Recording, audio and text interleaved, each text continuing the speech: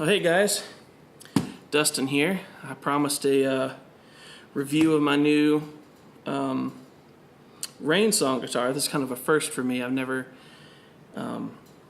dealt in the carbon fiber world before, so this is a first kind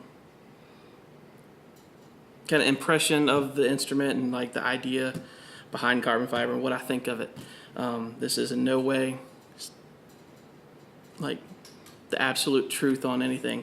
It's just my take on it. The reason for this guitar for me, I was playing a couple weeks of shows this past summer, and I was playing in Jackson, Mississippi, and had my old Santa Cruz Brazilian, just crazy awesome Dreadnought, and my Caleb Smith 1828, kind of a blend between those two, with me. And the first night we're there, it was a 5-night thing. I blow a brace out of my Santa Cruz. Fortunately, I had a backup. It worked for a few nights, and then the top seam of it opened up. It was just ridiculously humid, and going from the lodge area where they had me put up to the venue area, it's just going in and out of the humidity. They were both in, let's see, the Santa Cruz was in a Calton case, and the Caleb Smith was in SKB I-Series waterproof light case. It was just too much humidity. Like, it was 100% humidity down there every day. So I was a little bummed. Got home and have been planning a trip for next September to Israel. So it'll be kind of opposite down there, and with all the rosewood restrictions and the all the new laws having to deal with what wood you can carry across borders and whatnot, I just decided that I wanted something easy and simple that I could just not have to worry about on my trip, because I'll be over there for a couple of weeks. So I started looking into just cheap wooden guitars, Takaminis, Taylors, that sort of thing, and nothing was really floating my boat. It was still going to have that possibility of it getting cracked or crushed or whatever. And I was up at Dream Guitars and happened to see Al Petaway's signature Rainsong. It's all carbon fiber. And that got me thinking about this whole process. And I know a lot of people that use carbon fiber guitars. Just personally, I never have. One of my favorite musicians of all time, David Wilcox, he has switched over from Olson, which is like my all-time dream guitar, to touring with Rainsongs because of the durability. So I figured I would give it a go. So I had Paul and Logan over at Dream Guitars custom order me this particular guitar. They offer them this guitar. You can order from them. They don't really advertise them though. It is a JM1100. So it's just like the JM1000, but it doesn't have any pickups in it. I wasn't a huge fan of any of the offerings that they had that come standard with their guitars, so I just opted to put my own in when it got here. And there'll be a separate video about that. I haven't installed anything yet. I know what I'm getting, and it's on order, but there will be a separate video because it'll be kind of an odd way I have this thing set up. So just to kind of go over everything, we'll start with the case. To be honest, when I ordered it, I wasn't sure if it came with a case or not. So I took a case from one of my old jumbo Laraves to the shop with me, and just in case for some reason I had to ride back without a case. I'm not sure why I didn't think it would come with one. I was actually, honestly, I was hoping it would have come with a gig bag, and that may be something that, Rainsong, if you're watching any of this, I'm going to give you some things that I would like to see personally happen. So I think it would just be a good, cool thing. But anyway, I was hoping for like a really rugged gig bag. I have a Gator Pro series, I forget what it is, gig bag that I absolutely love. It's super heavy duty, but it's also real light. It has backpack straps anyway. But this guitar came with just a killer hard shell case. It's by a company called Access. I'm not super familiar with the company, but it's just a super high quality, very, very well built case. It's got 5 latches all the way around, so it stays nice and secure.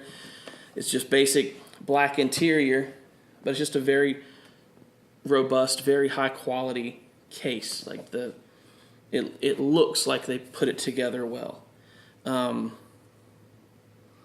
So moving on from there, we actually have the actual guitar. And I don't know what to say about it other than I had in my mind what I was expecting, and this far exceeds everything that I was anticipating. I was expecting a really, really robust, tough guitar that sounded good enough to be plugged in, and that was going to be about it. But I'll be honest with you, this thing sounds fantastic. Is it my Santa Cruz? No, it's not. It's different. But that said, I think I like the tone of this as much as my Santa Cruz. It's just different. Another thing about this guitar is it is crazy loud. I've never heard an acoustic guitar as loud as this guitar. And my Caleb Smith was crazy loud. I thought it was the loudest guitar I'd ever heard, but this at least doubles that volume. It's unbelievable. So about the guitar, it has their classic, just woven top. They make it the same guitar with their unidirectional composite carbon fiber, whatever, top. This is not that. This is their standard one. I wanted it because I like the way it looked better. And I know it sounded good because David Wilcox has one. I've heard his in person, and it sounded, from the stage, it sounded okay. But honestly, this thing just sounds fantastic. The back is the same thing, just a different weave pattern. They do make one with fiberglass in it, and what the guy at Rainsong told me was this was not that back. This is 100% carbon back. It has a graphite neck,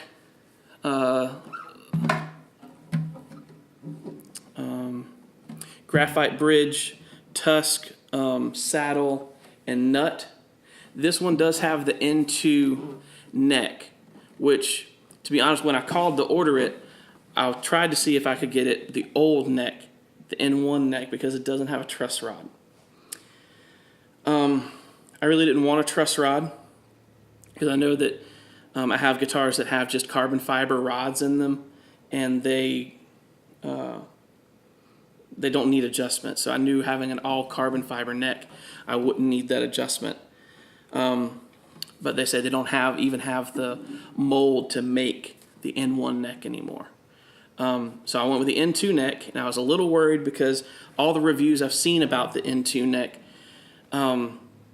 the people that were given them just were talking about how ginormous and big they are as far as thickness goes. And I have to be honest with you, I have no idea what they're talking about. This neck feels nice and full. It is a full neck, but it's not an electric neck. It feels like an acoustic guitar neck should feel. I have kind of bigger hands, especially a bigger palm area, and this neck doesn't feel small in my hand like a lot of necks do for some reason. But my dad played it. He has relatively small hands, and he liked the way the neck felt. It's a good solid neck. This one is a little different. They come with a really cool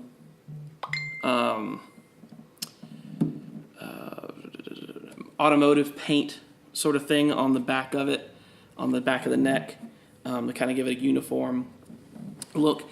But it's high gloss. They don't offer the satin neck on the jumbo model for some reason. That would be one thing that I would, if I were to build this guitar perfect for me from Rainsong, that would be something that I would ask them to do. So this one has a satin neck on it, but you can't get it like that from the factory. That's something you'll have to do on your own. Another thing that I'm not hugely crazy about is I tried to get them to put the I think it's the Godot 21-to-1 ratio tuners on here that they put on Al's model. And for some reason, I don't know why, but they wouldn't do it. There's nothing wrong with these Grover. I think they're Grovers, 18-to-1. It's just I play in alternate tunings a good bit. Having that extra little bit of control for me works better. So I have another set of these, another set of tuners coming to install on this. So if anybody wants a set of Rainsong 18-to-1 Grover tuners, so the same ones like Martin uses on their D28s, and for a while I think Taylor used these, and Takamine, and a whole bunch of people use these tuners. They're great tuners, but just not what I want. Other than that stuff, has a nice little rosette. I'm assuming it's mother of toilet seat or something like that. I don't believe it's actually real shell. I could be wrong, but I don't think it's real shell. I think I read that somewhere.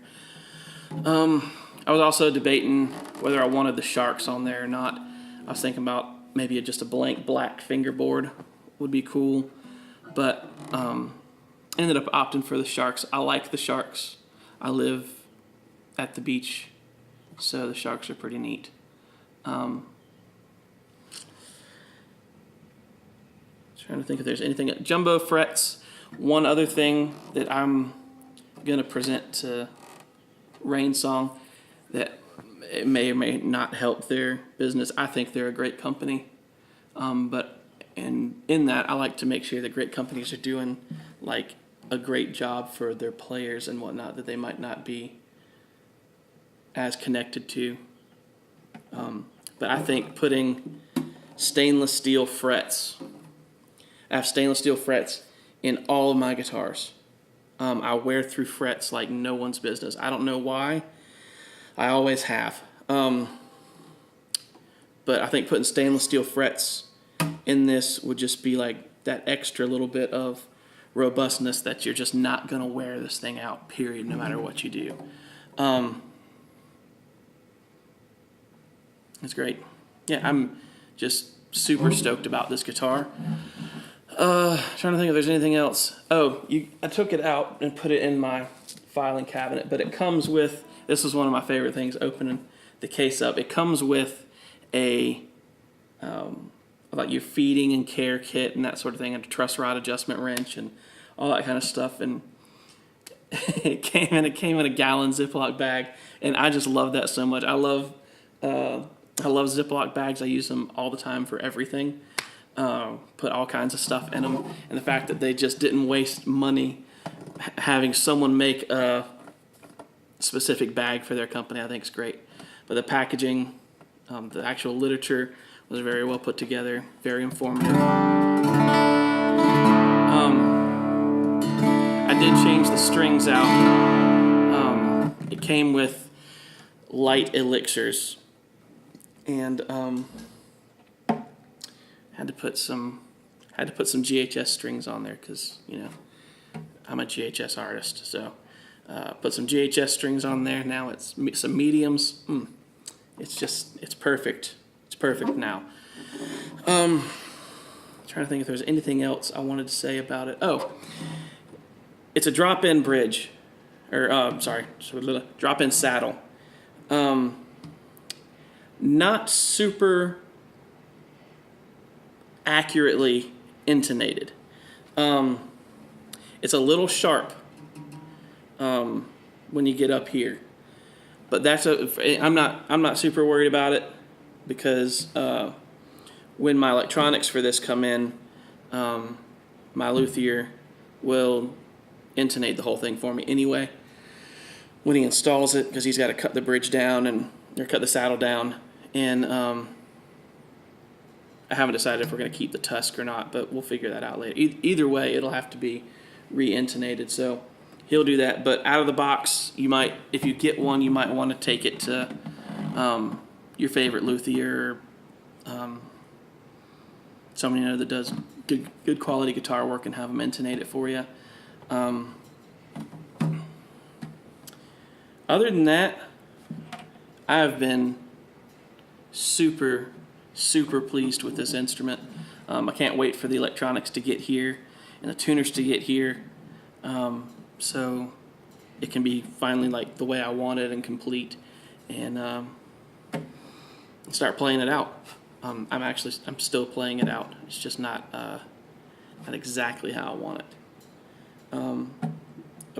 Just real quick about the electronics that I am putting in it. So you can decide if you want to see that video later on.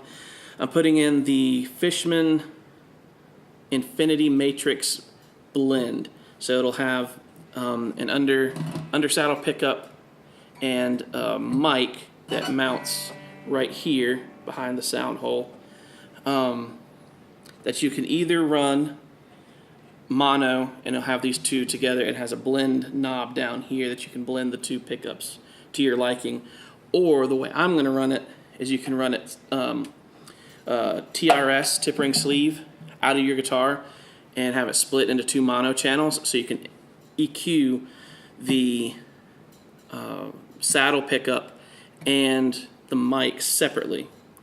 So the way I'm doing it is I'm going to run all my lows out of my under saddle pickup and all my highs out of my mic, and then I'm actually getting another pickup here, which is the Fishman Black Stack, and the Black Stack will run out of another input off the back, mono, into its own separate channel, and I'll run my mids through there. So what it does, it just lets each of the pickups play to their strengths, because like piezos and undersaddle pickups don't really do high end well. Mics don't really do low end well because they feed back. If you try to run high end through a magnetic pickup, they start to sound kind of boxy and artificial. It just doesn't sound that great. So that's what I'll be doing. I'll be running each of them individual, and then like normal, like all the time, on all my acoustic rigs, I have an exterior mic, just to kind of get a little ambient room noise is all I really use it for. It has a little more high end, so it picks up any finger noise I may want to put in there. But other than that, I highly recommend trying out a Rainsong guitar. I looked at some of the others, some like the Emerald and the Carbon Acoustics, I think, is whoever PV owns now, and it just none of them really did it for me. Didn't like the styling, didn't like the sound. I don't know. This guitar, I think, is going to serve my purposes very well for a very long time. So if you have any questions, post them in the comments. I'm kind of new at this this whole reviewing thing. I've done a couple, but I'll answer as many of your questions as I can. So look forward to hearing from you, and y'all have a good day, and hope to see you down the road.